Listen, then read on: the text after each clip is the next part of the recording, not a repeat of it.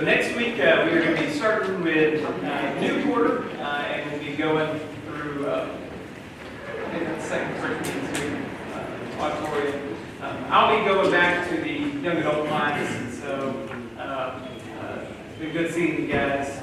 May forget some of you, but I'll be going back there, and I guess Steve will be taking over back in here. We've been going through Ezra and Nehemiah, and I think these are very interesting books just because of the way they're, we talked about from the very beginning, they were originally probably one book that got split along the way. It's interesting because it's one of the few books of the Bible that's written from the first person. You have lots of, I did this, and I said this, and I went here. So that's kind of interesting, just a bit of a different perspective. Oftentimes, like, Moses writes the books of Moses, and Moses writes Exodus. He talks about himself in the third person. It's kind of interesting. But here they're saying, this is something I did. I did this. The story, just to kind of recap as we were coming to an end, follows three different guys. Zerubbabel, Ezra, Nehemiah. Each have a mission. Zerubbabel set out to rebuild the temple, and he does that, and he restores temple worship. Ezra comes back to teach the people and really leads a spiritual revival, and people restore their religion that's been neglected for far too long. And now Nehemiah comes at the end of after those guys. Nehemiah comes to rebuild the city walls as well as keep everybody on the straight and narrow. So where we left off last week was the construction, dedication of the construction of the wall is finished. So let's pick up with the dedication of the wall in chapter 12, and then we'll move over to chapter 13. So the wall is dedicated. Chapter 12, pick up verse 27. At the dedication of the wall of Jerusalem, they sought the Levites in all their places to bring them to Jerusalem to celebrate the dedication with gladness, with thanksgiving, with singing, with cymbals, and harps, and lyres. And the sons of the singers gathered together from the districts surrounding Jerusalem and from the villages of the Netophites, also from Beth Gilgal, from the region of Geba and Azmazah, where the singers had built for themselves villages around Jerusalem. And the priests and the Levites purified themselves. They purified the people and the gates and the wall. Then I brought the leaders of Judah up onto the wall and appointed two great choirs and gave thanks. One went south on the wall to the dung gate, and the other choir goes over to the water gate. Skip down, look at verse 43. Just a whole bunch of names. And they offered great sacrifices that day and rejoiced, for God had made them rejoice with great joy. And women and children also rejoiced, and the joy of Jerusalem was heard far away. And so, this is the culmination of a lot of hard work. The wall came up in a short period of time, but it was a monumental task that they accomplished. And so, how do you celebrate the completion of the wall? Well, with praise to God. And I think that's the appropriate response, right? Nothing that they had done so far would have been possible if God had not been there alongside them the whole way, right? That was acknowledged. What we talked about last week is, with the completion of the wall, what do all the people of the land say? What's their response? The hand of God's been with you guys, right? This thing that you've done is not done by your own strength. It's too great a task. You've got too many enemies surrounding you. And so certainly God has been there beside you and has been helping you along the way. And so I think praise is the right response to something like this. I think it shows humility, right? They've done something great, and it's a monumental thing that they have done. But there's the recognition here that it's not us that have accomplished this by ourselves. They're not praising one another, they're praising God. I think that's a temptation that we often fall into, right? When things are going well, and we accomplish great things. Maybe you've lived a life and you've been very, very monetarily successful. Isn't the temptation to puff out your chest and say, look at what I did? I think it is the natural tendency, but that's not what you see. In praising God for the accomplishments that He's allowed you to have, there's a demonstration of humility there. How do we do better at this? Because I think this is something that goes against just the natural tendencies of most people. How do we learn to be humble in our life like that? Yeah. Through trial? It's humility is not easily earned, right? It is often the result of some heartaches and often the result of some challenges. Any other thoughts? Yeah. Not reading and seeing what God has done for us. Yeah. Yeah, just having an awareness of what God has done. And I think often the pride comes in because we give ourselves the credit. And we don't realize that really, if God had not been involved in this, we would have amounted to nothing. I think also in this response, they are singing and praising God so loudly that people far outside Jerusalem can hear the praise. I think it encourages other people to join in, right? It is, you may have noticed this during the pandemic, but it is hard to sing when it's just you at home, right? Online, or even if it's just you and your wife, or whoever it might be. That's a lot harder. It's a lot easier when you come together with all of the saints and all of you are collectively praising together. Amen. And so I think that's a really good benefit from this, right? That they're celebrating what God has done, and they're doing it in a way that invites others to join in with them. And so just as this wall is not just one man's ego project, it's not just Nehemiah's ego project, it's for all the people. So also it's fitting that all the people should join in and worship God. So the Bible talks about celebrating, and let me ask this question: is this something we're good at? Romans 12:15, rejoice with those who rejoice, weep with those who weep. Are we good at celebrating? Yes. Yes. Sometimes. We don't do it as often as we should. We don't do it as often as we should. Okay, so we got the whole spectrum here. Justify your position. We're good at it, Colby? How so? Well, like say you got a birthday, you really want to celebrate your birthday, you get everybody involved. Yeah. Yeah, sometimes we are good at remembering birthdays and special events.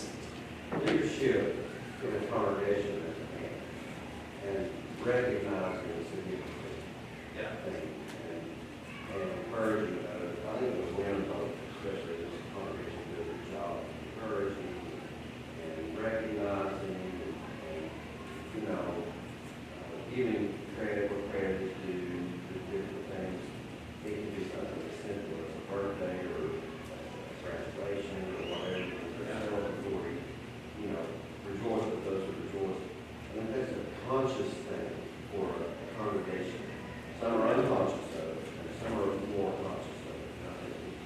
And I think if you practice the consciousness of that. And I think that's a good role. That's a good, when you're talking about the roles of an elder's life, when they're down, that there's a consciousness of who needs to be praised and who needs to be encouraged and those types of things. And it's obvious when the congregations are good at that. Yeah. Yeah, I think that's right. It is obvious when congregations are good at celebrating. I think the tendency is to be too buttoned up sometimes. And we're not, I would say we're not generally good at celebrating. We might have occasions, but I think often we're too pessimistic, and our pessimism keeps us from celebrating things like we ought.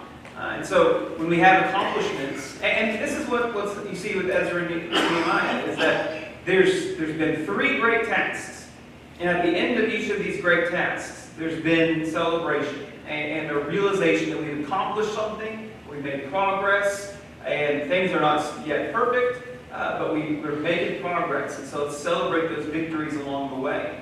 I think sometimes we are too pessimistic, and we see that things are not always what they should be in every single regard, and rather than celebrate accomplishments that are steps along the right path, what we tend to do is gripe and complain, and there's sure this is fine, but look at all these other things that are messed up. And I think that's been more the tendency, at least in my experience.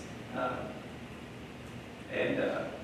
think one of the biggest celebrations that we have, that I like Frank's example about thanking God for what we've been blessed with, but when Jesus ascended back to heaven, don't you know they had a celebration up there? Yeah. Because it was over. Well, that part, the worst part was over. The pain, the stuff. I thought about that, and I just wondered, does anybody else think like that? About like when Christ went back to heaven, don't you know that when God was there, that He put His arm around? It's like the prodigal son. Yeah. Came, and of course, I don't know whether God put a ring on His finger or not. He may have, but in a sense, He probably did something like that. Yeah. Yeah. You see spiritual rejoicing. Yeah, the angels rejoice, right? Rejoicing is a part of what Christianity should be, and I think so often we're not quite as good at it as we probably should be. Too pessimistic. Right now, we're celebrating Jesus' death on the cross. Yeah. Any other thoughts about this part before we move on? One thing quickly, I think we sometimes have a concern about where to celebrate. Part, and I think there's been that tendency for us to think that, that's not really spiritual, that's not really, and yet at the same time, what were they having? It was really a party, they had feasting, and they had everything that they did. So I think you're right. We've had a tendency to be pessimistic, and also maybe to think that a party is just not appropriate. But obviously, I guess it could get out of hand. Well, what's the accusation that Jesus gets all the time? You're a drunken and glutton. Obviously he's not, but it just goes to show, Jesus was somebody who did take time to celebrate. And, Anyway, so the wall is now dedicated, and the temple gets to work. So verse 44.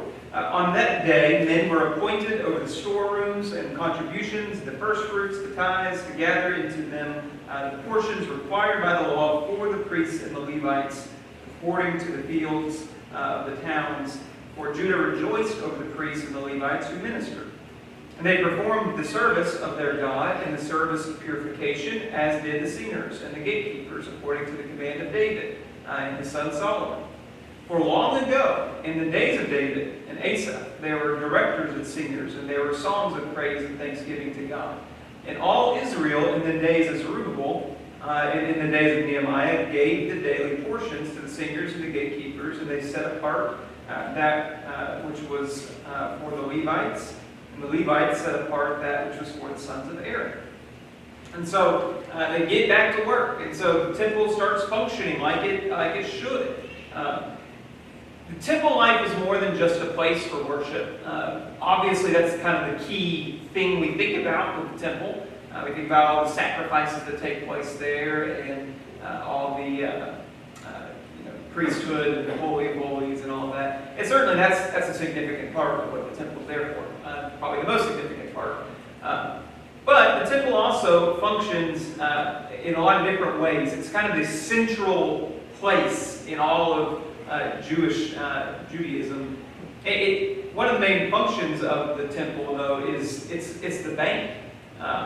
If you have something valuable that you need to store, and you don't want to leave it at your home, what you do is you check it into the temple, and you leave it there. And it's safeguarded there. Which, by the way, there's going to be quite a few times in the near future for these guys in the intertestamental period where the temple is going to be robbed.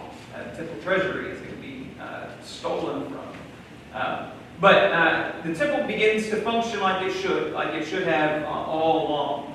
And the priests and the Levites, they go about their ministerial duties, making sacrifices for the people and keeping up with the gates and all these sorts of things, praising God. They return and are doing their duties. And in return, what is the return that Levites and priests are expected to get for their duties? They function as the intermediary tribe between God and all the other tribes. What do they get in return from the people? They get their upkeep. Yeah. I guess they, I don't know, but I guess when they bring their offerings to the temple, sometimes they probably brought food. Yeah. For them. So the priests and the Levites, they are not landowners, right? When they move in with Joshua and they all take the portions of the land and kind of get assigned to the tribes, there's no land for the Levites. Rather, the Levites are meant to be cared for by the other tribes. And all the other tribes, in their workings and their harvests and all that, they lay aside portions for the Levites. Because the Levites are ministering and working for them. And so they get their living from contributions of the other tribes. And so in all the days of Zerubbabel and all the days of Nehemiah, this giving to the Levites takes place. They're doing what they ought to, and they make sure that they're receiving the things that they need to receive. It makes it clear, these are duties that are ancient and sacred. This is what was commanded by David and by Solomon. This is the things that we see in the law. And so these are not just the Levites taking advantage of their position. This is the commandments of God here. And so then we get to chapter 13. And chapter 13 is perhaps a bit of a depressing chapter. So we end on a high note there, and then we move to chapter 13, and you have a time skip. There's several of these time skips that take place. Pick up with me at verse 1. We're going to read the whole chapter just because I think we need to, just to understand all that's going on. On that day, they read from the book of Moses in the hearing of the people. And in it was found written that no Ammonite or Moabite should ever enter the assembly of God. They did not meet the people of Israel with bread and water, but hired Balaam against them to curse them. Yet our God turned the curse into a blessing. And as soon as the people heard the law, they separated from Israel all those foreign of those of foreign descent. Now before this, so on that day is referring to a time skip forward, and then before this, so immediately after this service of the temple.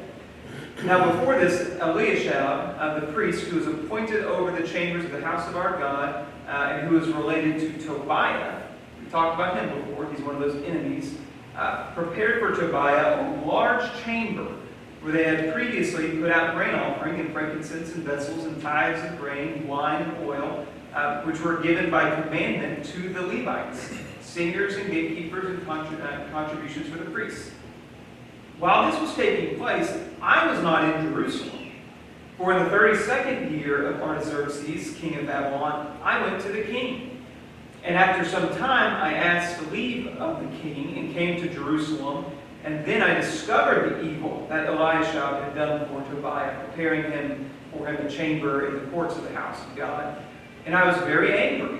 And I threw all the household furniture of Tobiah out of the chamber, and I gave orders, and they cleansed the chambers, and I brought back their vessels of the house of God with grain offerings and frankincense.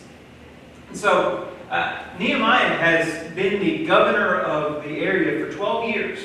If you look back at chapter 2, Nehemiah comes to Jerusalem in the 20th year of Artaxerxes.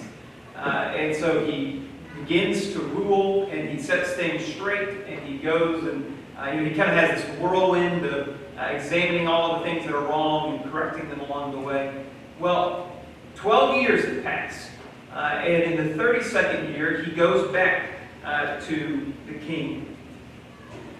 And then there's a period of time after he goes back to where goes back to the king, to where he returns again to Jerusalem. How long that is, I don't know. Probably it was a while, probably several years at least. But there's been a time skip here. So 12 years since the wall was built, and then who knows how many years between Nehemiah's leaving and his returning back to Jerusalem. But what he finds is that the temple has been abused and neglected. Rather than storerooms to keep and provide for the Levites, what's happened? Tobiah, who's a wealthy guy, he's called Tobiah the Ammonite. Why is he called an Ammonite? Probably not because of his heritage. He's a Jew. We're going to see him. His family plays an important role in the intertestamental period. But he's a Jew, but who has politically aligned himself with the Ammonites and has kind of clutched to power by those guys. Well, now he's cozied himself up to Eliashib, the priest. They're related, so he's probably a Levite here as well. He's cozied up, and now he's got himself a nice, cushy home in the temple. They took out all the store offerings and all those things that should be going to the priest, and he's just made himself at home, living in the temple, living in the house of God. And so, what does Nehemiah do? He gets back and says, "What on earth are you doing?" And he throws all the stuff out, well, I won't say it, but I think it's kind of a funny scene. Just taking all his chairs and chucking them out the window, and he's getting it out, and he's cleansing the storeroom and re-sanctifying before God. And going along with that, as you might imagine, pick up verse 10. I also found that portions of the Levites had not been given to them, so that the Levites and the singers who did the work had fled each to his field. So I confronted the officials and said, "Why is the house of God forsaken?" And I gathered them together and set them in their stations. And all Judah brought this tithe of grain, wine, and oil to the storehouses. And I appointed as treasurers over the storehouses Shelemiah the priest, Zadok the scribe, Pedaiah the Levites, and their assistant Hanan, son of Zechor, son of Mattithiah, for if they were considered reliable, and their duty was to distribute to their brothers. And then verse 14 is interesting. "Remember me, O my God, concerning this.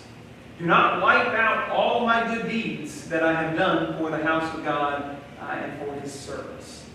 And so, going along with the misuse of the storerooms, they could probably get away with that because they stopped giving contributions. The Levites, who have a scriptural mandate to receive portions from the other tribes of Israel, they just stopped giving.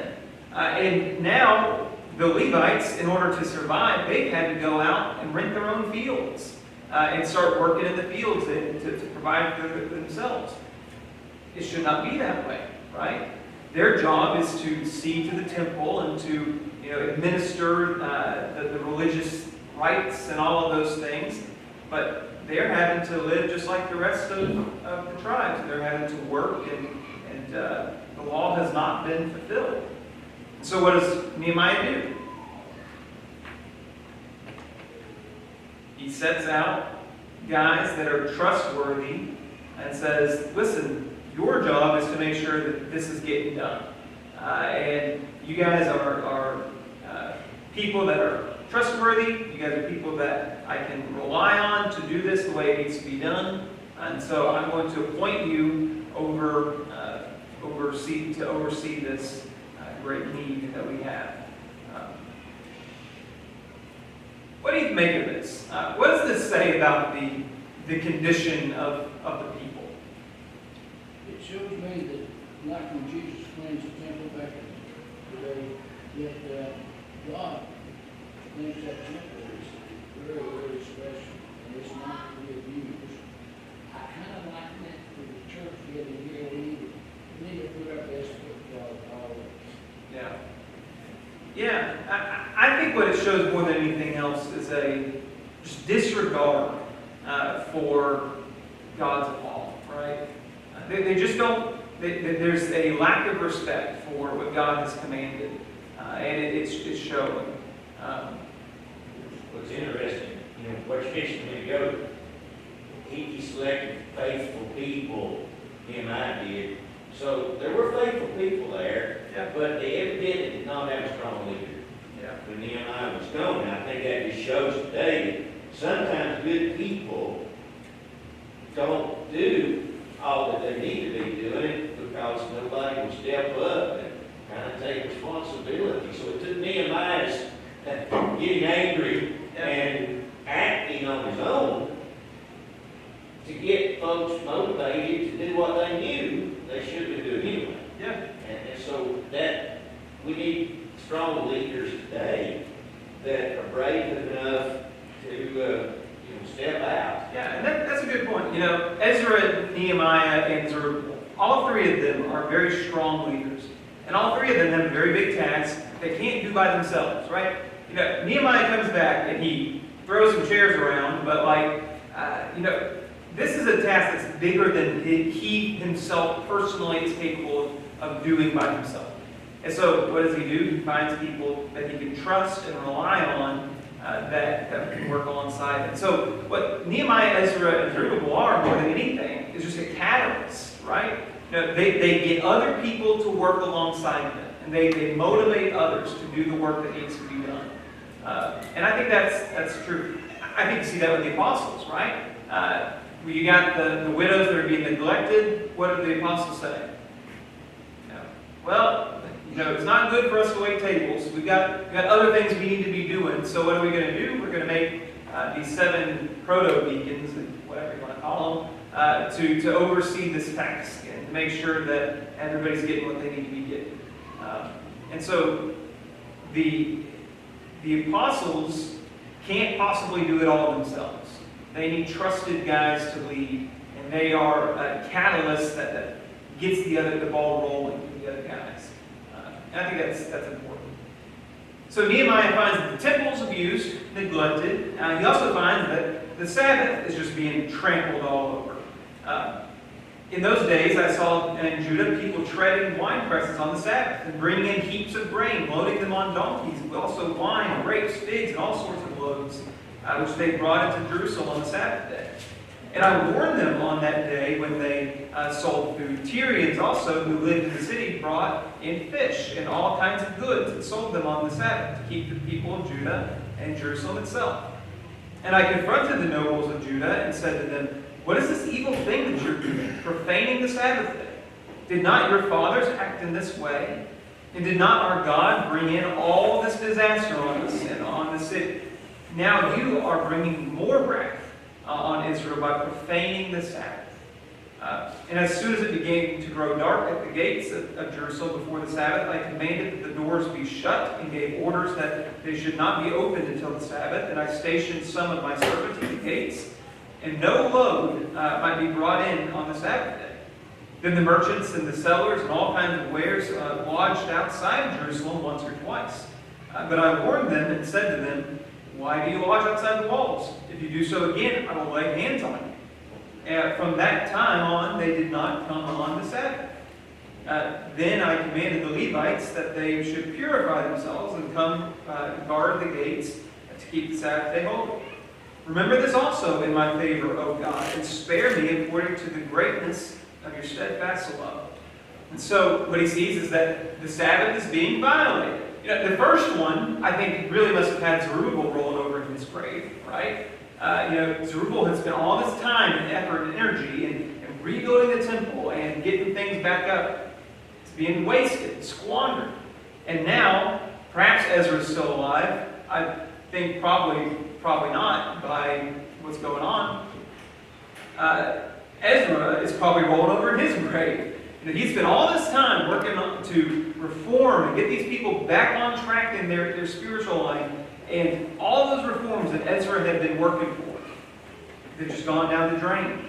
And people are just not respecting the most central, basic tenet of Judaism, which is keep the Sabbath, right? It's so central. It's so crucial. And yet they're still not doing what they ought to be doing. They're buying and selling, and they're living just like everybody else. And as a result, the Tyrians, people from Tyre, the Phoenicians, they're selling. They don't care, and so they're coming in and selling, and it takes Nehemiah to stand up and say, "Listen, you are not getting in on Sabbath, and if you think you are, and you're going to keep camping out here waiting for us like this, we're going to arrest you." It takes Nehemiah to stand up for them to finally learn the lesson. We're not going to sell to the Jews on the Sabbath. And so the squishiness of the leaders prior to Nehemiah made them think that, well, they don't really care. You can go ahead with this. But it takes a strong leader to stand up and say no for people outside to get the picture. Any thoughts about that? It almost seems contradictory having people guard the gates on the Sabbath. Yeah. Would that not be a form of work? According to Exodus 31:14 says, whoever does any work on the Sabbath shall be put to death. So how does that not be a contradiction of the law? Yeah. I'd say I know that there's provisions in the law for, if you're attacked on the Sabbath, you have the right to defend yourself. I'd say it might fall under that. There's a term for it. I can't remember what the term is, though. You can still get the ox out of the ditch. Yeah. You still have to feed animals. That law was put in place to keep things like this from happening. And I like the way he did, just shut the gates. Yeah. Don't let them in. Don't let them in. But back to Pat's point, the law, it was a common sense law. And that's dealt with several times. There are things that, even the way the house doesn't cook, you still got to put it on the table. You still got to wash dishes. Yeah. So there was some common sense there as well. Yeah. So we're running out of time. Real quick, let's look at let's finish out reading the chapter. I know it's a lot of reading, but I think this chapter is very, very interesting. In those days, I also saw the Jews who had married women of Ashdod, Ammon, and Moab. That's a big no-no. And half of the children spoke the languages of Ashdod, and they could not speak the language of Judah, but only the language of each people. And I confronted them and cursed them and beat some of them and pulled out their hair. And I made them take an oath in the name of God, saying, "You shall not give your daughters to their sons, and you shall not take their daughters for your sons, and you shall not take their daughters for your sons or yourselves." Did not Solomon, king of Israel, sin on account of such women? Along the many nations there was no king like him, and he was beloved by God, and God made him king over all of Israel. Nevertheless, foreign women made even him to sin. Shall we then listen to you and do all this great evil and act treacherously against our God by marrying foreign women? The sons of Jehodiah, the sons of Elisha, the high priest, the sons-in-law of Sanballat, the Horonite, therefore I chased them from me. Remember them, O God, because they have desecrated the priesthood and the covenant of the priesthood and the Levites. And then verse 30, thus I cleansed them from everything foreign, and I established the duties of the priests and the Levites, each in his work. And I provided for the wood offering and the appointed times of the first fruits. Remember me, O my God, for good. And so, The issue of marrying foreign women, that's been addressed thoroughly, right? That was addressed in Ezra's day, and Ezra was appalled by it. But it's still going on, and it's still going on with priests. And so, Ezra does all that he can, or Nehemiah does all that he can to make these reforms. He starts correcting all these things. And I think his prayers throughout this are interesting. Perhaps they're unnecessary. I don't think God is forgetting, but just this idea of, this isn't hidden verbatim, but I've done what I can. Remember my efforts, God, because I am trying here, and these people are not doing what they should. But their unfaithfulness, I am going to be faithful regardless of what they do. And I'm going to be working to do what's right. And so, Nehemiah, you can just hear his frustration. And that's the frustration of all ministry, right? You may be able to do what's right yourself, but you can't make other people do what's right. And that can be very frustrating. I have a friend who said, wouldn't it just be great if people just did what I told them to do? That's probably what I had to. That's the frustration. Nehemiah says, listen, I'm correcting you guys. You've been corrected in the past.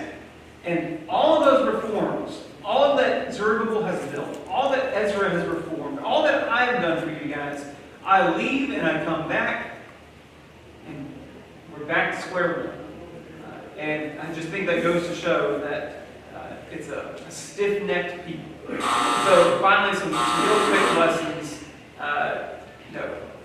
Great things can be done with God's help. It requires God's providence, requires good, strong leaders, requires people that are willing to follow and do the work. And also, restorationism is an ongoing effort. They have worked tirelessly, but the gains that they made quickly lost.